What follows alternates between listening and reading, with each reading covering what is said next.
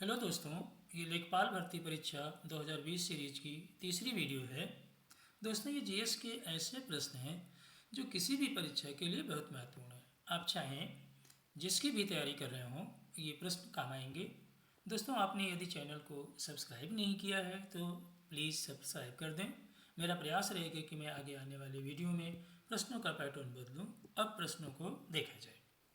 सबसे पहला प्रश्न आज का शुरुआत करते हैं इसी से।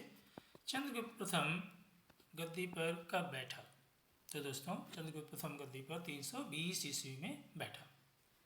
दूसरा प्रश्न, चंद्रगुप्त प्रथम का विवाह किसके साथ हुआ? तो दोस्तों, इसका विवाह लिच्छवी राजकुमारी कुमार देवी के साथ हुआ था। चंद्रगुप्त प्रथम ने किसकी उपाधि धारण की? तो इसने महाराजा धीराज की उपाधि धारण की थी। गुप्त संवत की शुरुआत किसने की थी? तो गुप्त संवत की शुरुआत चंद्रगुप्त प्रथम ने की थी। चंद्रगुप्त प्रथम का उत्तराधिकारी कौन हुआ? तो ये समुद्रगुप्त हुआ। समुद्रगुप्त राजगद्दी पर कब बैठा था? तो दोस्तों, समुद्रगुप्त राजगद्दी पर 335 ईस्वी में बैठा था। समुद्रगुप्त ने आर्यावर्त के कितने शासकों को पराजित किया था? तो दोस्तों, इसने 9 शासकों को, आर्यावर्त के 9 शासकों को पराजित किया था। और इसने दक्षिणावर्त के शासकों को 12 शासकों को पराजित किया था। यानी समुद्रगुप्त ने दक्षिणावर्त के 12 शासकों को पराजित किया। समुद्रगुप्त किस अन्य नाम से जाना जाता था? तो दोस्तों, समुद्रगुप्त को भारत का नेपोलियन भी कहा जाता है। भारत का नेपोलियन किसको कहा जाता है? समुद्रगुप्त को। समुद्रगुप्त का दरबारी कवि कौन हुआ था? तो दोस्तों, इसका दरबारी कवि हरिसेन था।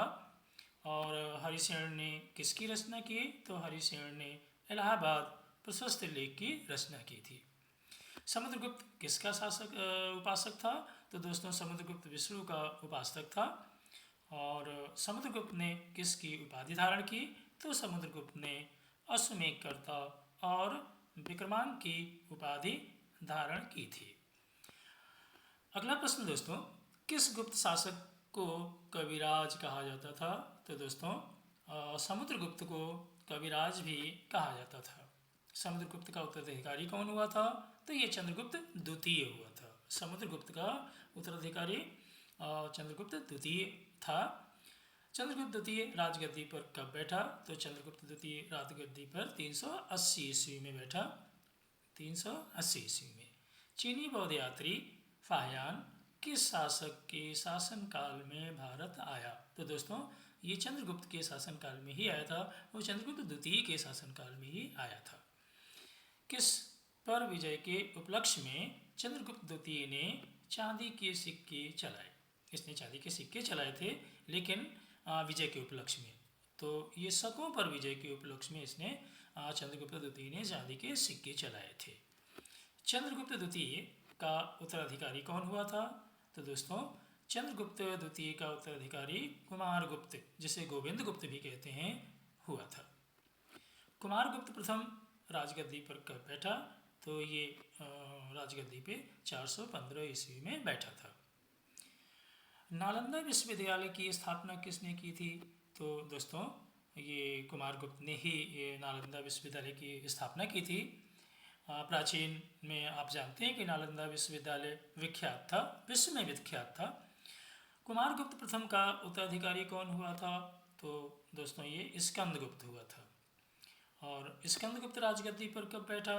तो दोस्तों, ये 455 ईस्वी में राजगद्दी पर बैठा था।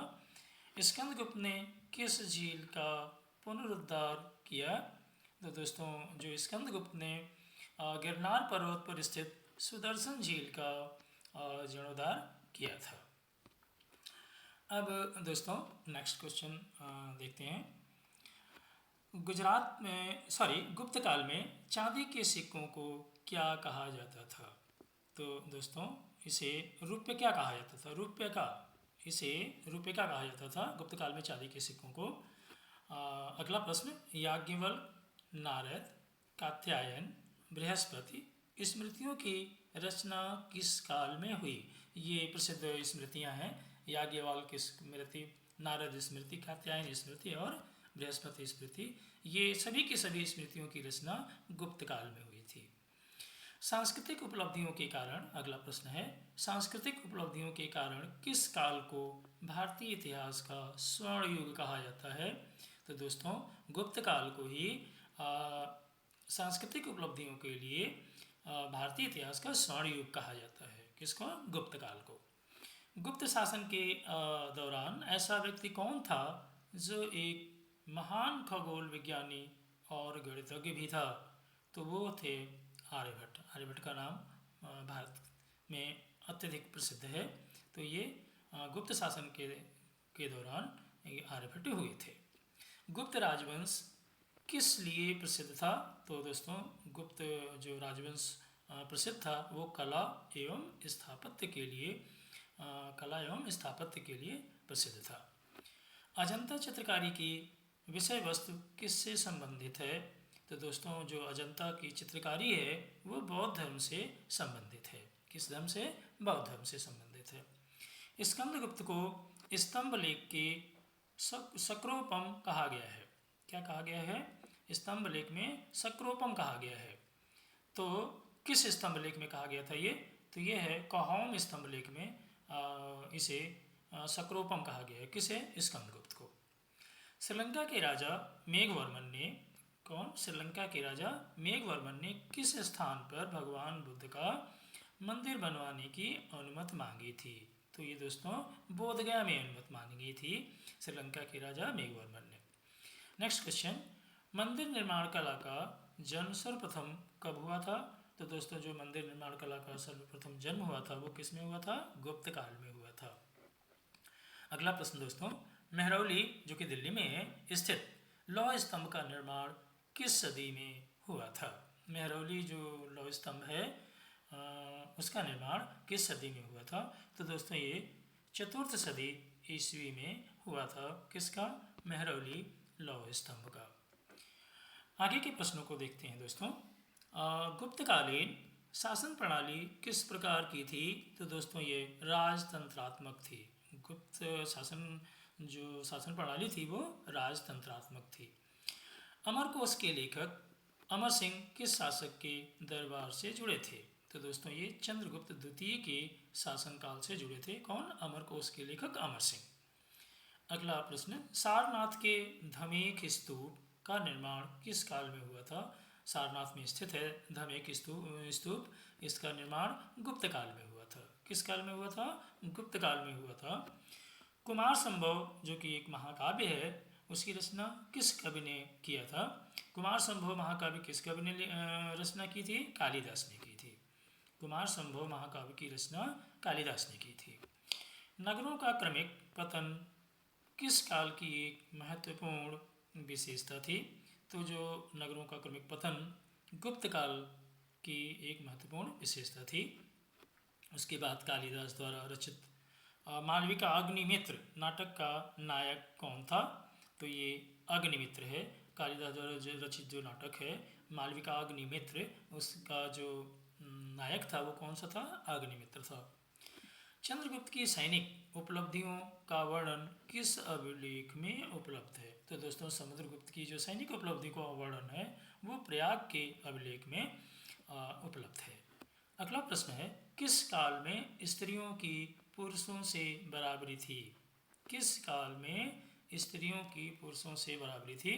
तो दोस्तों ये गुप्त काल में स्त्री और पुरुष समान दर्जा प्राप्त था इन्हें। अजंता गुफाओं की सरीखी गुफाएं मध्य प्रदेश में कहाँ मिली हैं? तो दोस्तों ये धार में बाघ एक स्थान है उस जगह मिली है। बाल विवाह की प्रथा किस काल में आरंभ हुई थी? तो दोस्तों बाल विवाह की जो प्रथा आरंभ हुई थी वो किस में हुई थी? गुप्त काल में आरंभ हुई थी। अगला प्रश्न दोस्तों, यूरोपीय भाषा में अनुदित, किस भाषा में? यूरोपीय भाषा में अनुदित प्रथम भारतीय ग्रंथ कौन सा है? तो ये दोस्तों अभिज्ञान शाकुंतलम। कौन सा है ग्रंथ ये? अभिज्ञान शाकुंतलम है। अगला प्रश्न, गुप्तकालीन सिक्कों का सबसे बड़ा ढेर कहाँ प्राप्त हुआ है? तो दोस्तों ये बयाना भरतपुर में प्राप्त हुआ है राजस्थान में। अगला प्रश्न, वर्तमान गणित में दशमलव प्रणाली आविष्कार का श्रेय किस युग को है? दशमलव प्रणाली हम लोग गणित में उपयोग करते हैं तो ये किस युग की देन थी? तो ये गुप्त युग की देन है। किस गुप्त शासक ने अपने सिक्कों पर अपने को वीणा बजाते हुए आकृति में अंकित कराया? किस गुप्त शासक ने अपने सिक्कों पर अपने को वीणा बजाते हुए आकृति में अंकित करवाया? तो वो कौन था दोस्तों? समुद्रगुप्त था। कौन था? समुद्रगुप्त ने। अगला प्रश्न है, गुप्तकालीन पुस्तक है ये कौन सी? नवनीतकम। नवनीतकम गुप्तकालीन एक पुस्तक है जिसका संबंध किससे है? तो दोस्तों इसका संबंध चिकित्सा से है। चिकित्सा पर आधारित ये पुस्तक है। तांबे का सिक्का जारी करने वाला पहला गुप्त शासक कौन था? तो दोस्तों ये रामगुप्त। कौन था? तांबे का सिक्का जारी करने वाला जो पहला गुप्त शासक था वो कौन था? रामगुप्त था। उसके बाद सर्वराजोच्छेता, सभी राजाओं को उखाड़ फेंकने वाला, ये इसका अर्थ हुआ कि उपाधि किसने धारण की थी? तो दोस्तों ये समुद्रगुप्त ने इस उपाधि को धारण की थी। हरिसेन किसका राज दरबारी कवि था? अभी पीछे भी आ चुका था। तो ये समुद्रगुप्त का राज दरबारी कवि था हरिसेन। कालिदास की कौन सी कृति की गिनती विश्व की सर्वाधिक प्रसिद्ध 100 कृतियों में की जाती है? ये आप जानते हैं कि अभिज्ञान शाकुंतलम कालिदास की प्रसिद्ध कृति है और इसे यूरोपीय भाषा में अनुदित प्रथम भारतीय ग्रंथ थी अभिज्ञान शाकुंतलम। तो ये कालिदास की कौन सी कृति की गिनती विश्व की सर्वाधिक 100 प्रसिद्ध कृतियों में की जाती है? तो दोस्तों ये कौन सी थी? अभिज्ञान शाकुंतलम। गुप्त काल की प्रसिद्ध पुस्तक नवनीतकम का संबंध किस क्षेत्र से है? तो दोस्तों ये चिकित्सा के क्षेत्र से नवनीतकम पुस्तक गुप्त काल की प्रसिद्ध पुस्तक का संबंध है। गुप्त संवत एवं शक संवत में कितना अंतर है? ध्यान रखना है, गुप्त संवत गुप्त काल में प्रारंभ हुआ था, तो उस गुप्त संवत और शक संवत में कितने वर्षों का अंतर है? तो दोस्तों ये ध्यान रखना 241 वर्ष का अंतर इन दोनों में है। उसके बाद अगला प्रश्न है, कितने समुद्रगुप्त को भारत का नेपोलियन कहा था? किसने कहा था इसे समुद्रगुप्त को भारत का नेपोलियन? तो ये विंसेंट स्मिथ ने समुद्रगुप्त को भारत का नेपोलियन कहा था। अब आगे के प्रश्नों को देखते हैं दोस्तों, जो कि गुप्तोत्तर काल। गुप्तोत्तर काल में तो गुप्त काल के बाद का जो काल हुआ है उसके बारे में प्रश्न है ये। पुष्यभूति वंश या उसको वर्धन वंश भी कहा जाता है, तो इसके बारे में हम लोग देखेंगे। गुप्तोत्तर काल के बारे के कुछ प्रश्न देखते हैं। पुष्यभूति वंश का संस्थापक जो कि वर्धन वंश भी कहलाता है कौन था? तो ये पुष्यभूति ही था, इसी के नाम पर ये पुष्यभूति वंश पड़ा, वर्धन वंश भी इसे कहते हैं। पुष्यभूत की राजधानी कहाँ थी? तो दोस्तों ये थानेश्वर में इसकी राजधानी थी।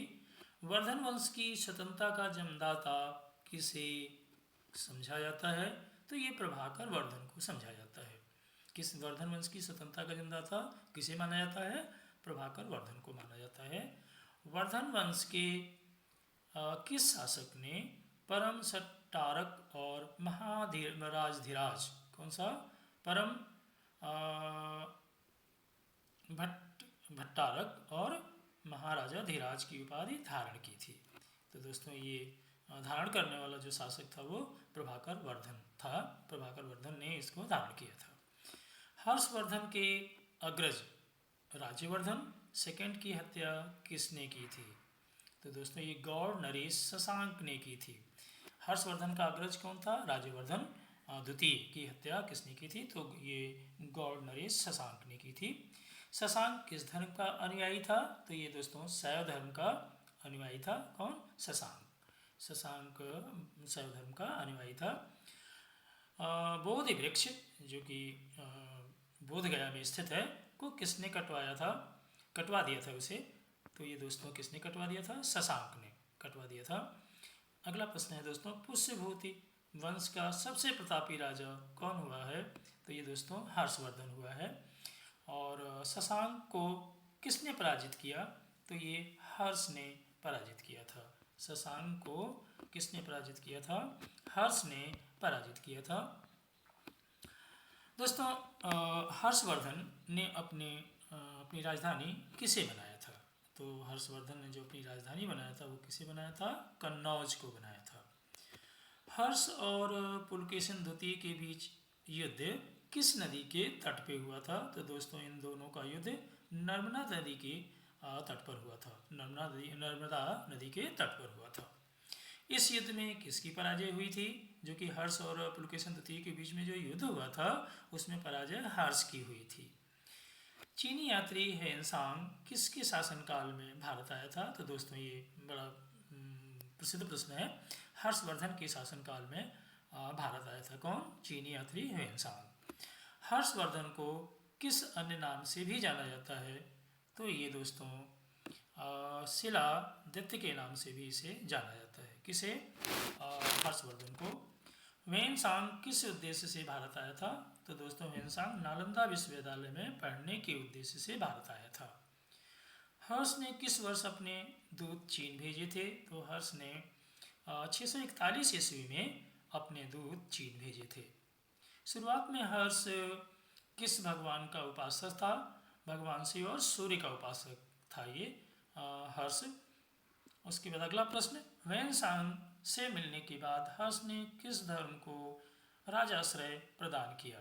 तो दोस्तों हेनसांग से मिलने के बाद हर्ष ने बौद्ध धर्म को राजाश्रय प्रदान किया था। हर्ष ने बौद्ध धर्म की किस शाखा को अपनाया था? तो हर्ष ने वास्तव में बौद्ध धर्म की दो शाखाएं हैं, महायान और हीनयान। तो जो हर्ष ने बौद्ध धर्म की महायान शाखा को अपनाया था। हर्ष का दरबारी कवि कौन था दोस्तों? तो हर्ष का दरबारी कवि जो था वो बाणव था। कौन था? बाणव।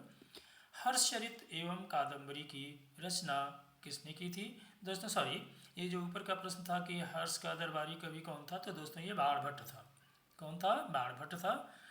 मिसप्रिंट है, ध्यान रखिएगा इसे। और हर्षचरित एवं कादम्बरी की रचना बाणभट्ट ने ही की थी। हर्षचरित और कादम्बरी की रचना किसने की थी? बाणभट्ट ने की थी। आगे के प्रश्नों को देखा जाए।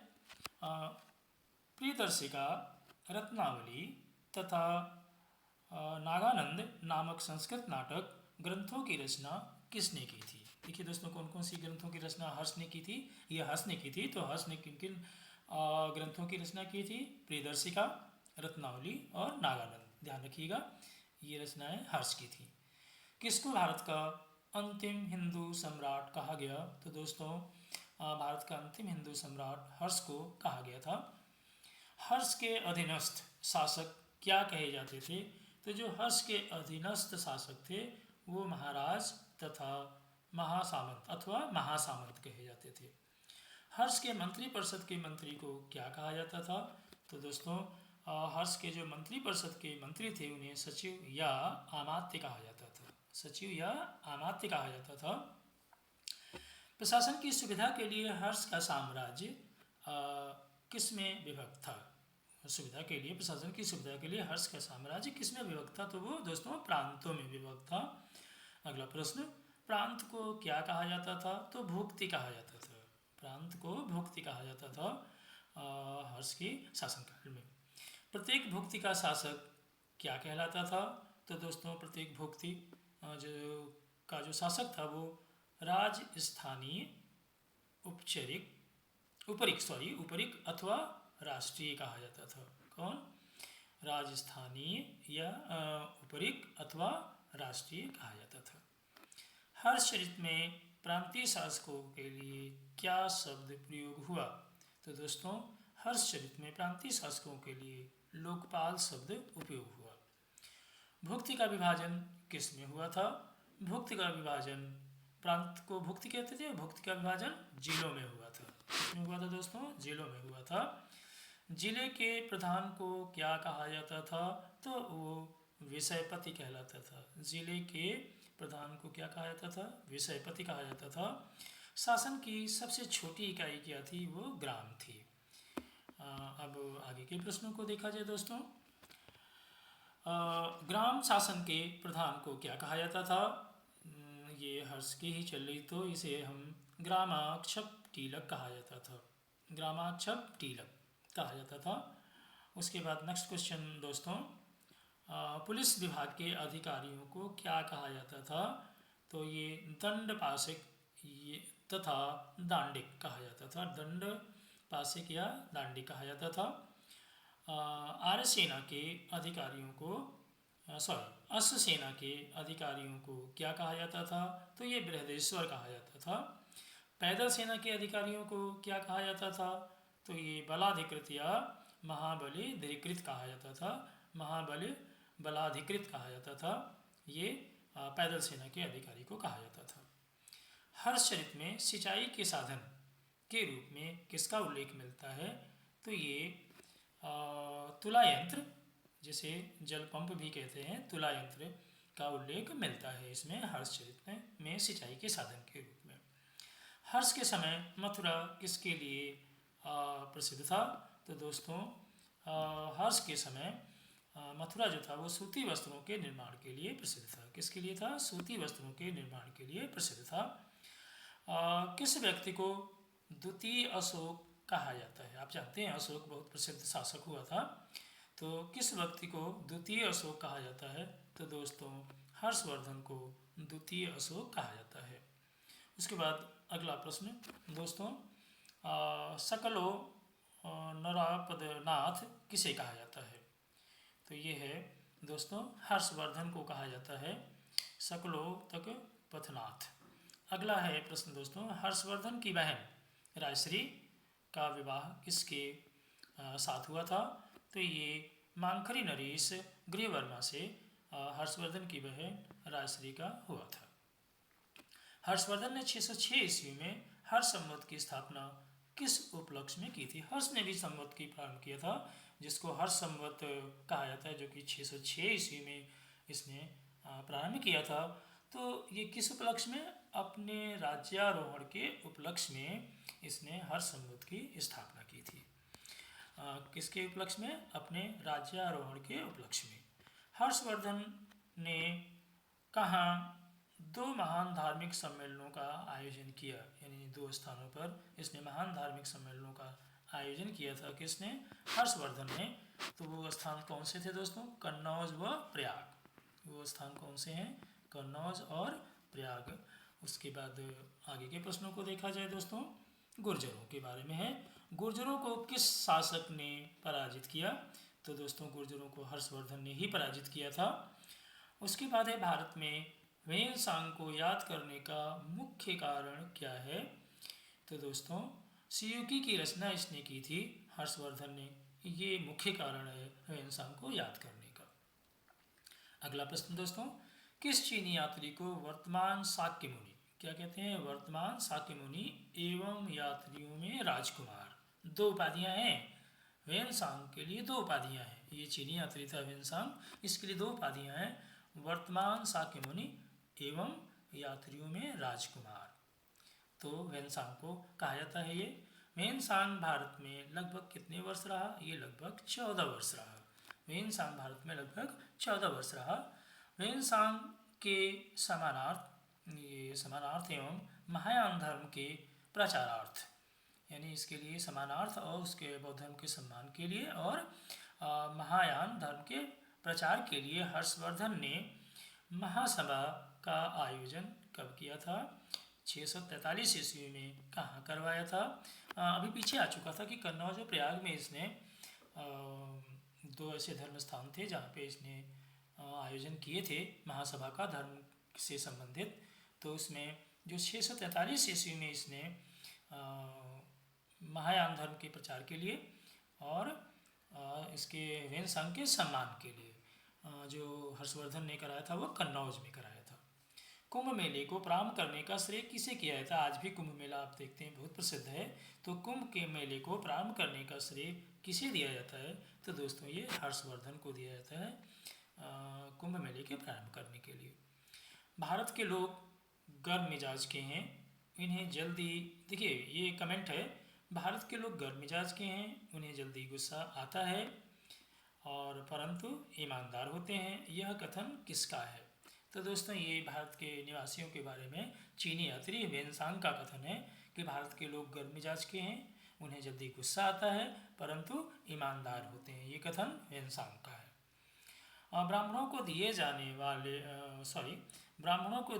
वाले कर मुक्त भूमि दिया जाता था, ब्राह्मणों को अनुदान दिया जाता था, को क्या कहा जाता था? तो ये दोस्तों ब्राह्मणों को दिए जाने वाले कर मुक्त भूमि को अग्रहार कहा जाता था। क्या कहा जाता था? अग्रहार। दक्षिण भारत के संदर्भ में एरीपति का अर्थ क्या होता है? तो इसका अर्थ है जलाशय की भूमि।